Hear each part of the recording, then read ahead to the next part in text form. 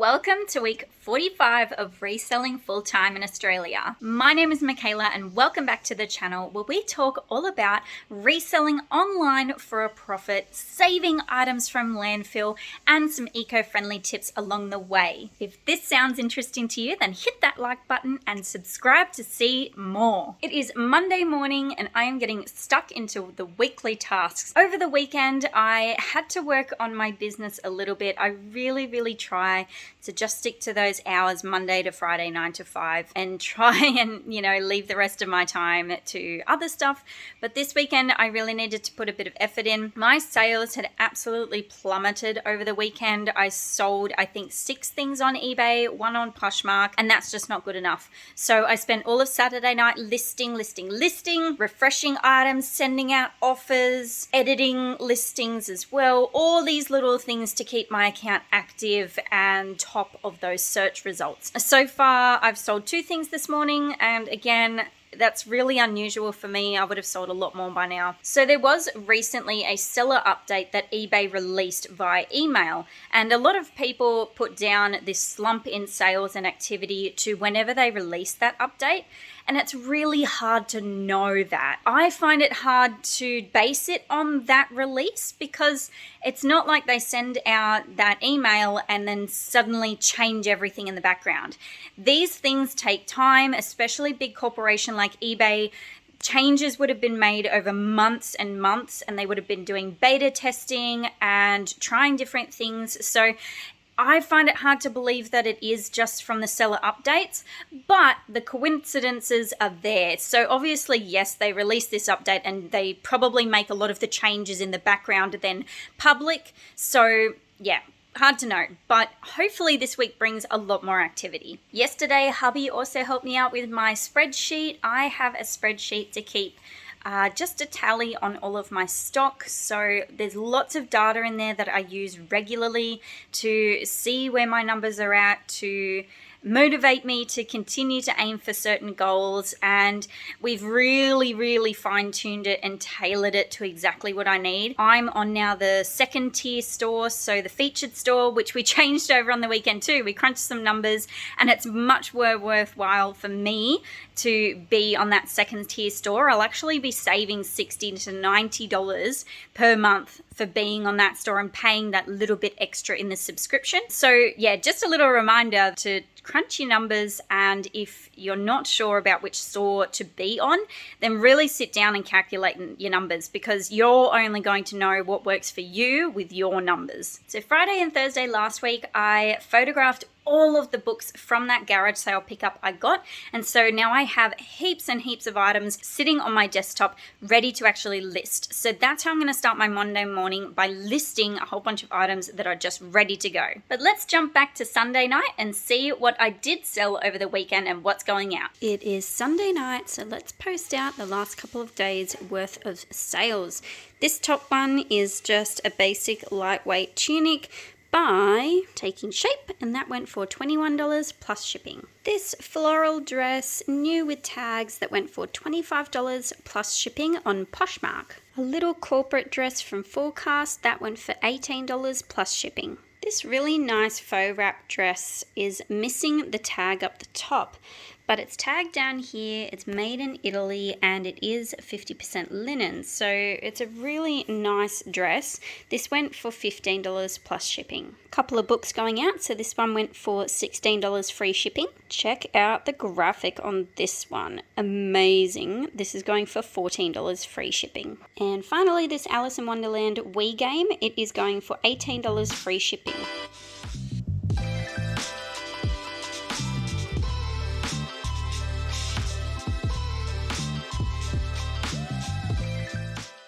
So all of my listings are done for today, so I'm going to jump straight in. I need to get my YouTube videos edited completely, so I'm going to do the weekly breakdowns, film all of those, and then I have nothing to wait on, and I can just lock myself away and edit for hours. So let's get into it. I don't know how I get any work done around here with her being so cute. Oh, big yawn. This is all day, just coming up, wanting a pat. Somebody's snacks are just down there, aren't they? Oh yes, you know where they are. It's 4:30 now and I have been editing all afternoon, and it is time to take my Australia Post parcels to the post office and then pick up hubby, and my day is done.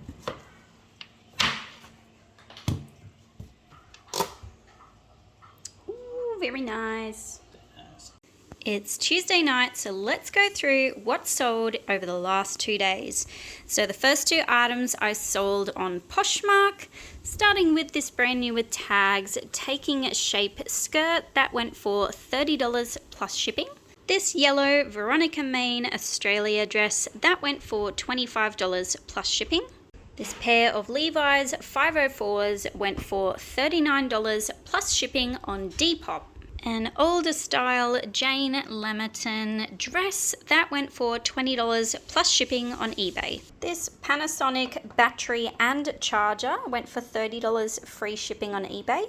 This book is the 3rd book to sell from that big bundle I got from the garage sale, and this takes me straight into profit. I sold 2 bundles on Facebook Marketplace of lower priced books as bundles, $10 each bundle, and I paid $20 for everything. So this one went for $26 free shipping, so just clear profit after fees, shipping, tax, all that good stuff. This is an Orbit Honeywell barcode scanner. This went for $80 with postage. Really cool bundle of Shivers books, very similar to Goosebumps. These went for $48 free shipping. This Mimco handbag went for $50 plus shipping, but this was not a good buy. I actually sourced this from eBay to sell on eBay, and it ended up just not being as good as I thought. There was a lot of wear on it.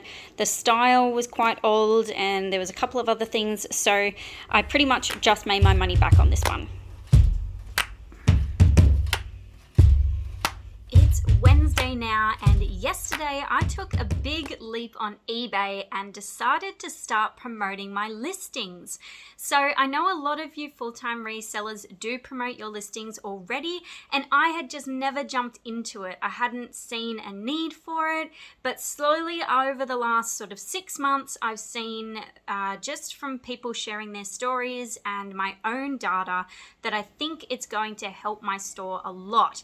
So the only way to know that is to give it a go. So I have promoted my entire store at 1%. Then as I was listing my books yesterday from the big bulk lot, some of the items I decided not to promote.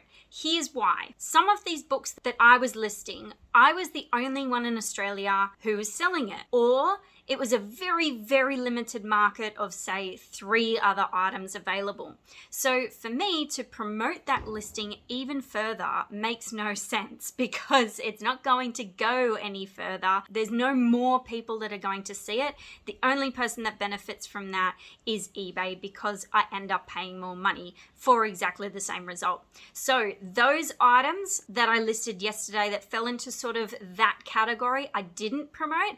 And then last night, I just sort of roughly went through my listings that I was promoting, and I took the promotion off a couple of items that I knew that promotion would not make a difference to my sales. So I started that promotion yesterday morning, and it's now over 24 hours since that, and I haven't had any sales at all, and obviously no sales through the promotions either. So yes, it's only been 24 hours, I realize that, but at the same time, it's sort of not a good start. So I will be checking in regularly with you guys with any updates or any dramatic changes that I do see directly from promoting my items. The rest of yesterday, I just spent listing and editing YouTube videos. This morning, I finalized a YouTube video, and now I'm jumping into photographing some items. I'm also getting that op shopping itch. So I think I'm going to reward myself on Friday with an op shopping trip, because I have been working really hard on these YouTube videos lately, and my stock is running out as well. So I think I'll put that in the bank for Friday.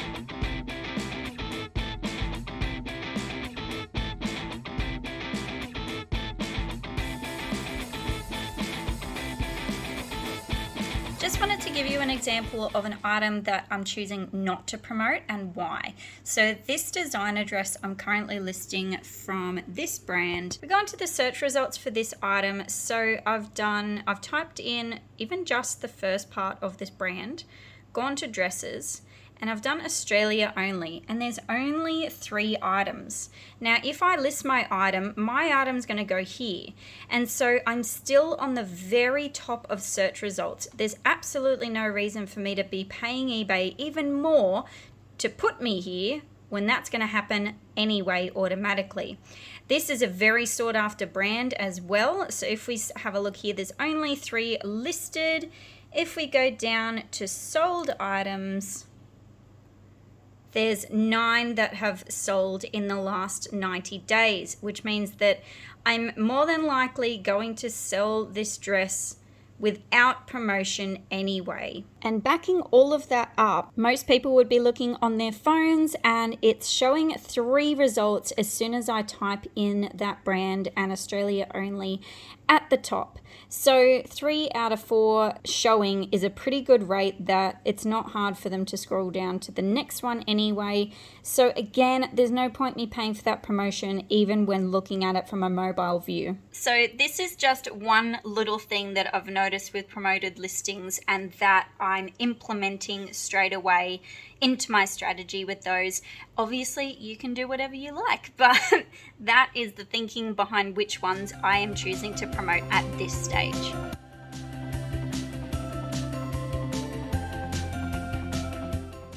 Good morning, it is Friday, and yesterday I just spent the day listing and working on YouTube again. I also launched my new logo and branding on Instagram, so that was very exciting to finally see that on the platform and it looking exactly the way I imagined and even better.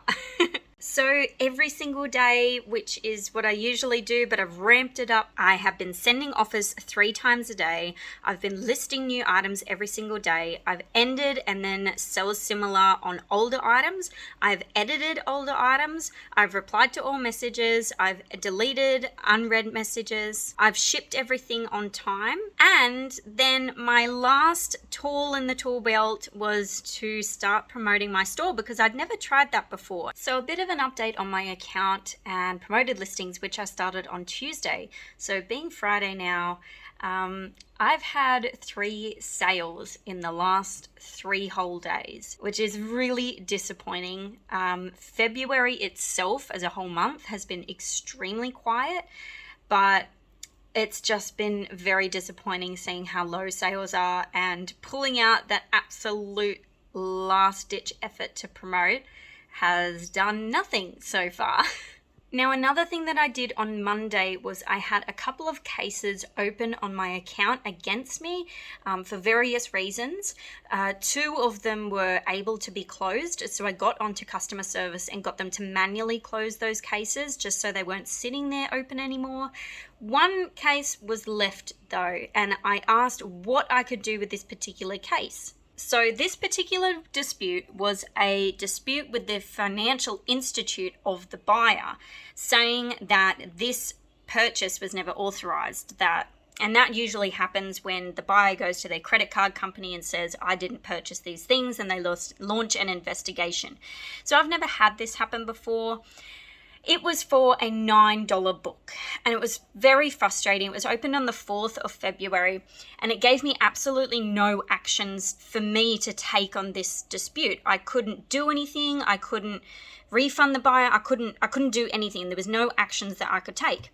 On the 10th of February, it said that I hadn't taken any actions and it was escalated, which was really frustrating. I jumped onto customer service on this Monday and said, what can I do? Because I just want this closed. I've sent the item. I've done everything right by eBay and by the customer. The dispute is not with me. The dispute is with eBay and Manage Payments, because eBay does all the finances now, and with my seller protections, it has nothing to do with me. So that customer service rep pretty much just said, email the buyer and ask them to close the case. That is all I can do.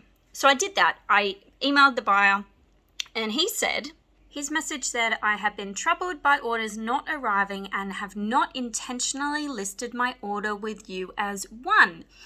And so I'm really glad that that evidence is now in messages. So I received that last night. This morning, I got an email from eBay saying that they have closed the dispute in the buyer's favor. They are taking the $9 for the book, whatever, it's $9, that's fine. But they're also charging me a service fee of $22. There is absolutely no justification for this. I've done everything right by the buyer and right by eBay. The buyer does not pay me. The buyer pays eBay. That is the entire point of managed payments, is that it goes directly to eBay. And my seller protections, there is absolutely no reason for me to have been involved in this in the first place. A financial dispute with a financial institution should be directly with eBay, not me as a seller. So this is incredibly frustrating, and I believe that this particular case against my account has been the reason my account has been so slow this month, because I have tried absolutely everything else and ramped up everything daily to get this activity back to normal. But unfortunately, I'll never know if that's the case, or if it is just a slow month, or if there's something else in the background with eBay. Unfortunately, a lot of sellers are saying that it is incredibly quiet right now, and that is really disappointing. If there is something going on in the background of eBay, then that really sucks for everyone. I was going to go op shopping this morning, but I'm going to jump onto eBay customer service first thing to try and get this service fee credited back to me, because there's just absolutely no justification for it.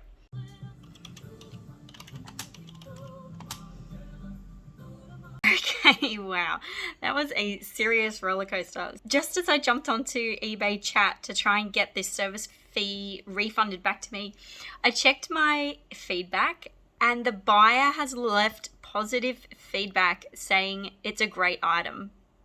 Like, crazy. So anyway, now I had two pieces of evidence that there was no reason for this service fee, and I don't know if he's trying to scam me, or I don't know. So anyway, jumped onto customer service. Yes, they could see that it was wrong of the buyer to do that, and that the service fee was unnecessary, and he has refunded that to me straight away. So a win after all. Very good.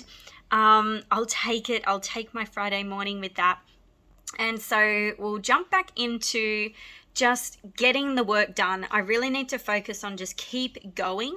I'm listing brand new items right now, and then I'll do all of those other things that I mentioned before with selling similar on old items and editing items, just to keep everything active and hope that this weekend brings a lot better sales. So what did I learn from that? Well, firstly, if you have an opportunity to perform any actions on disputes, then do so, because that's what they kept saying to me in eBay customer chat, that I didn't do anything in the beginning, and so it was escalated. This particular one, I absolutely had no option, but if you do, then do that firstly. Try and message the buyer. So if I hadn't have messaged the buyer, then I wouldn't have had that piece of evidence sitting in messages there for my case at the end. So yeah, try and message your buyer and see if you can resolve it through messages. Otherwise, at the very least, you have some evidence for you. And do utilize customer eBay chat. They're very good. I've had really good experiences with eBay chat. It's always fast. It always gets resolved. It's very detailed. They always know what they're talking about. That's my experience. So yeah, do utilize that chat feature. And get onto issues as soon as you can. So I've jumped onto this first thing this morning, and it's now out of my mind and it is resolved. So both of those things are a huge win for me to go on with my day with a clear mind, but also knowing that the actual problem is gone away and the money is going back into my account as of today, or by Monday at least. So after all of that, what do you guys think? Have you had this sort of issue on eBay with a financial institute disputing a purchase? I think it would be really interesting to hear other people's stories, because I've never had this before. So it was an experience. to say the least. As promised, I'm heading into some op shops this afternoon. I have the op shopping itch and I need to go in. My stock is getting pretty low as well, so it is necessary. And I have to drop off the books that weren't of much value to me from that massive book bundle as well. They've been sitting in my boot all week. So let's go in and see what treasures we can find.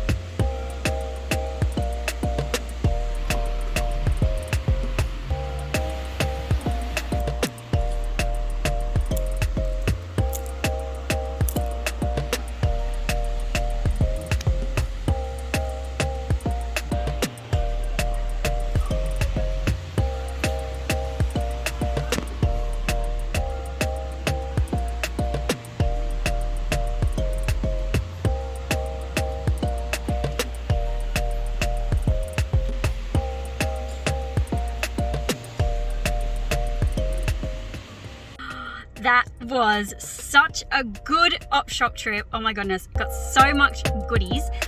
Those Invicta blankets didn't specifically say wool on the tag, and so I'm really unsure about them. Did manage to get 3 other wool blankets though, so pretty good anyway. I'm gonna do some research right now while I'm sitting in the car, see if I can work it out and jump back in and grab them.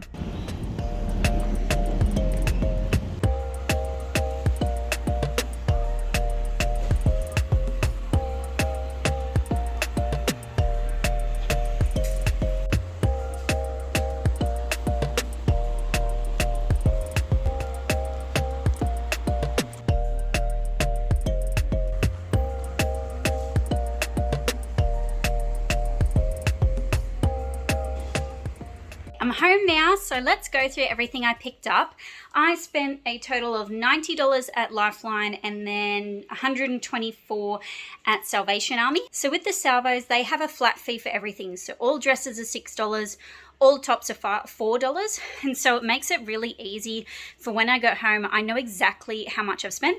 With Lifeline, they do different prices for different items, and at the counter they take the tags off, so I never have any idea how much I've paid for an individual item. When I get home, I grab the receipt and then average out the cost per item. First up, we'll go with the homewares. There's this Harrods coffee jar. Harrods stuff goes really well, and this coffee jar should go for about $40 to $50.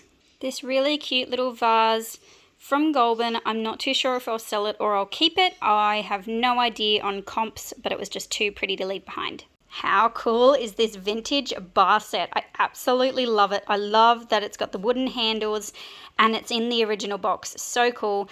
Don't know anything about comps, but the last set of vintage spoons that I had, they were going for about $15. This ceramic toiletry set is a personal buy, but if Curtis finds it too grandma-ish, then it might go onto my store. I love anything with gum nuts and eucalyptus leaves on it, so this just had to come home with me. Let's jump into the clothes. So everything on top is from Salvo, so $6 each. We've got this size medium dress from Taking Shape, so a really good basic piece. This is a maxi dress, but it was falling off. So it's from Leona Edmonston, great brand to sell, and a maxi will sell even better. Not sure on this design, but it's in fantastic condition from review. Even if I go on the lower end of review, it's still probably $30. Really thick tulle lining on this dress, so it poofs right out. It's an absolutely gorgeous forever new piece. A very basic cotton dress from Revival. A vintage granny nightie. I've always done well on nighties. I haven't found a decent one in a very long time. This is white and it has no stains or no issues whatsoever. Beautiful tag there, made in Australia. A little floral maxi piece. I did pick this up for myself, but if it doesn't fit, then it will be going on my store. Now this is really basic looking. It's just a little witchery piece, and it's sort of an in-between tunic dress, but it's 100% wool, so it's a really good underlay for someone in winter. Really nice fit and flare dress from Jackie E. Now Jackie E is a brand that I don't pick up very often anymore. It's very exceptional, the pieces I pick. This feels brand new, like it hasn't been worn or worn once, and absolutely no flaws, and it's a really classic piece, so that's why I picked it up. Really cool design on this, and it's a very A-line cut dress.